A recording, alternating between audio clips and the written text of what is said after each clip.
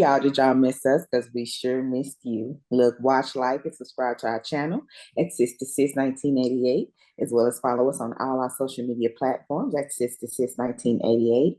We are coming back with episode number 2 with, of course, Dr. David Yates. But first, I'm Jamie.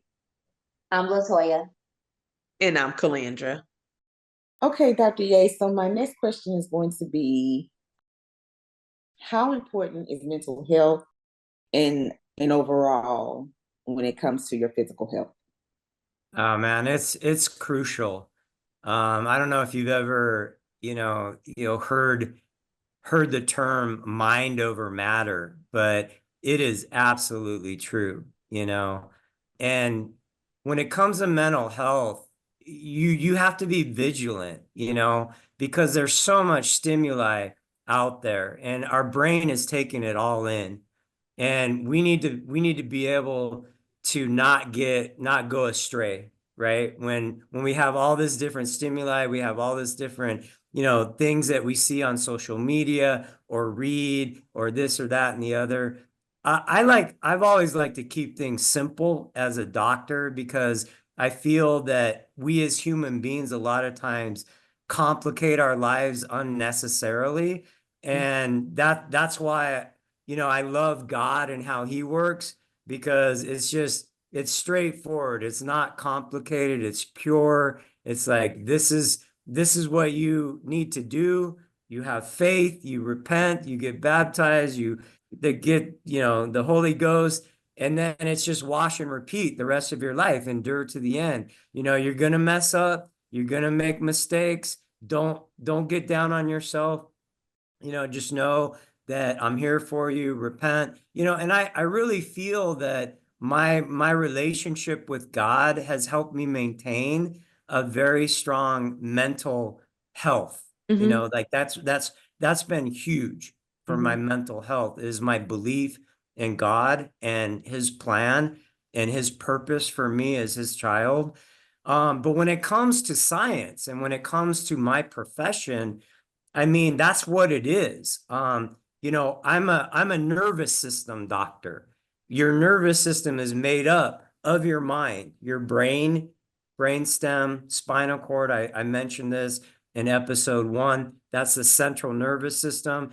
And then from there, you have branches, the peripheral nervous system that branches off and goes to every cell, organ, system in your body.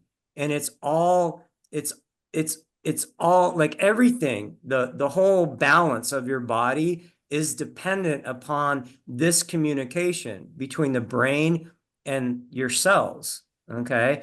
And so if you're having bad thoughts or you're depressed or anything, it's going to affect the rest of your body. It's proven science, and so mental health is so important. I mean, it's crucial. I see. You mentioned that your belief system kind of helps you a lot with your mental health. Do you think it's important for individuals to seek counseling, and what do you feel about that? Absolutely. I mean, my counsel, man, has always been God. Now when I was going through my divorce, yes, we went to a therapist to try to save our marriage, a family and marriage counselor. And a lot of good came out of that. I was a little skeptical, going to that counseling, but I'm really glad that I did. So yes, counseling can definitely help, but you have to have a good, not all counselors, not all therapists are created equal. You got to find a good one, and you also got to have a good base like I had going in, which is God. I mean, God has always been my health coach, my counselor, my life coach has always been God. And so you got to have that foundation, I think, for any counseling that you get. Mm-hmm. What would you say are the key factors in maintaining emotional well-being? Great question. I remember answering it. To me, what I've learned, because like I really didn't know anything about relationships going into my marriage. Okay. I got married back in 2000, right? Mhm. And that marriage lasted 18 years. We had 5 children, but I was pretty naive going into that relationship. But they say failure is life's best teacher. Mhm. And as a result of that failed relationship in 2018, the last 7 years, I have learned 6 crucial points to emotional well-being. Because emotional well-being is just another word for love, you know? I mean, having a relationship, it's real. The most important aspect of a relationship is the emotional aspect. Because, yeah, the physical is important, but that's going to fade, and whoever you're having a relationship with, they're going to get old and wrinkly. And, if you're not attracted to them physically, how are you going to continue that relationship? It's Right. going to be based on the emotional connection. And the way that you have an emotional connection with another human being are 6 things. First of all, there has to exist trust. Trust is the linchpin of any relationship. If you don't trust each other, or there's a lack of trust, then that relationship is doomed from the beginning. Yeah. Next is communication. Okay. If you trust each other, guess what? You're going to be comfortable. You're going to open up and you're Mhm. going to start having open communication. You're not going to hide things from each other, right? Okay. And so you're really going to get to know each other from within, really know each other. And that's only going to happen through communication. And communication, open, honest communication, only happens when there's trust. Right. And then after that, when you're in a relationship or you're trying to have a relationship, there's got to be compromise. And what I mean by that is that you're not always going to agree. You're coming from 2 different worlds, 2 different environments. I married a Colombian woman who was raised in Colombia. I was raised here in the United States, right? She was raised Catholic. I was raised LDS, right? So you're 2 different worlds coming together, trying to form a relationship, and you're not always going to agree about things. So when you don't agree, if you can't find a happy medium, which is only achieved through compromise, through negotiation, meeting each other halfway.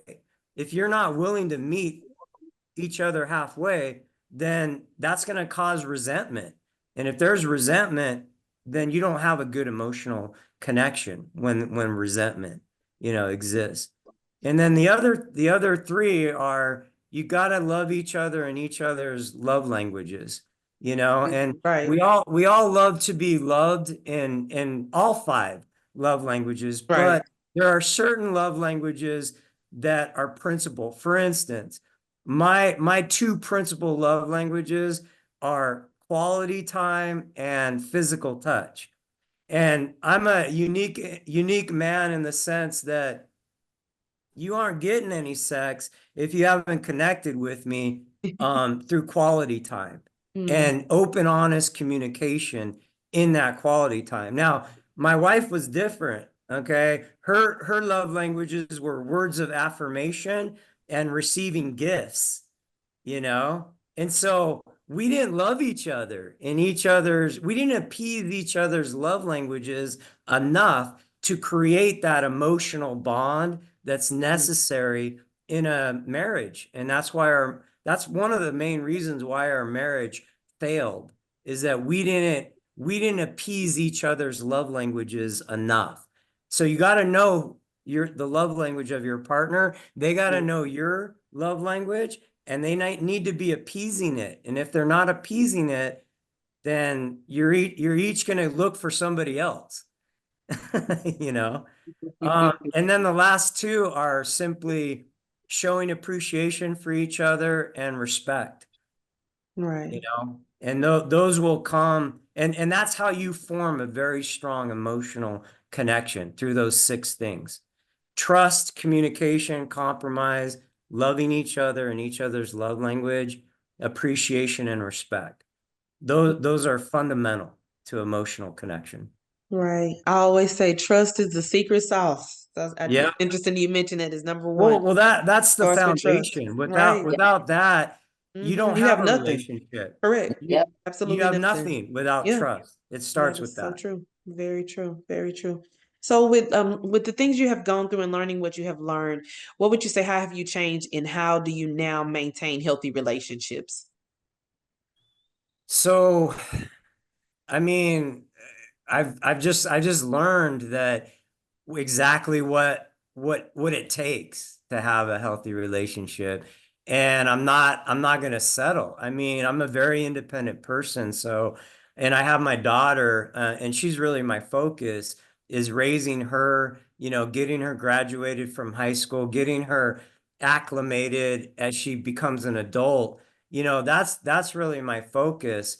But I'm the type of person where I'm a people person. I'm an extrovert. I love meeting new people. I love hearing about their experiences. I love learning from their experiences, and I hope that they'll want to learn from me as well. And so that's really what it comes down to for me. I'm happy living my life. I have a good relationship with myself. Right. I have a good relationship with God, and I'm trying to have a good relationship with my loved ones. That's not always possible because it's a two-way street. Yeah. Some of my family, some of my loved ones do not know what it takes to have a healthy relationship. They never learned it, or they were never taught it. They don't want to learn it from me. And so even though I want to have a relationship with them, if they don't want to have a relationship with me, I just have to accept that and go Yep. on with my life. And that's living in an adult life. That's the life we have to learn to live sometimes. Right. Right. All righty. Well, can you tell us just a little bit more about your podcast and what inspired you, and also about your book that you're writing as well? So yeah, I started writing a book, or I got the idea to write a book when I was living in a homeless shelter in Bellevue, Washington last year, between April and mid-June. When you hit rock bottom in life, and I've been there many times, and I won't go into detail about that, but you learn something every time you hit rock bottom in your life. Either you learn something and you rise from it, or you don't and you stay down. Right. I've learned something from every failure, every rock bottom that I've hit. And what I learned from that is that I need to document my life. And that's what my book is. It's an autobiography, and I write it because I love my neighbor. I want to help my neighbor. And a lot of people have questions about God, or they're questioning their own belief system a lot of times, or they don't know what their purpose is. You can learn all these things from my book and my podcast. I mean, I'm going to be going into a lot of different things when it comes to relationships with ourselves, relationships with God, relationships with others, and of course, health. I mean, health is my expertise. I'm constantly learning, I wouldn't even been, I wouldn't have learned about phototherapy if I hadn't had an open mind and had this thirst for learning more. See, what happens with a lot of doctors is they become a doctor and then they're like, oh man, that was really hard. That, becoming a doctor, I've arrived, now I'm just going to do my thing. And they just get in a rut, and they stop learning. I've never been like that. I don't have that type of personality. I have the personality that if I didn't learn something new in that day, then that day was a wasted day. So I try to learn something new every day with the purpose of me being able to enhance the lives of others, because I truly and sincerely love my neighbor. And there's a lot of suffering and misery in the world today. And there's a lot of questions about things and a lot of confusion. And I can be a help. And that's really my purpose for writing a book and starting a podcast. All right. So where can the viewers find you? How can people respond to me? Yes, how can they find you? How fun. So, how they find me? It's very simple. Dr. Dave at godhealthandrelationships.com. Okay. That's my email. But I'm open to this. I mean, I'm a very transparent person. I like to have conversations. I don't like social media, although I realize that, once all my podcast is, going to be on social media. I have a YouTube channel. You have to be on social media if you have a business. You don't have an alternative.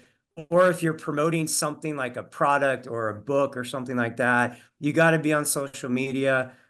People can find me at Dr. David Yates on LinkedIn. But, if somebody wants to just text me, I'll give out my digits right now. I mean, I don't know if that's politically correct on a podcast, but, hey, contact me, text me, call me, 425-802-0918. That's my cell phone. Okay. Right. If you're gonna edit that out later, that's fine too.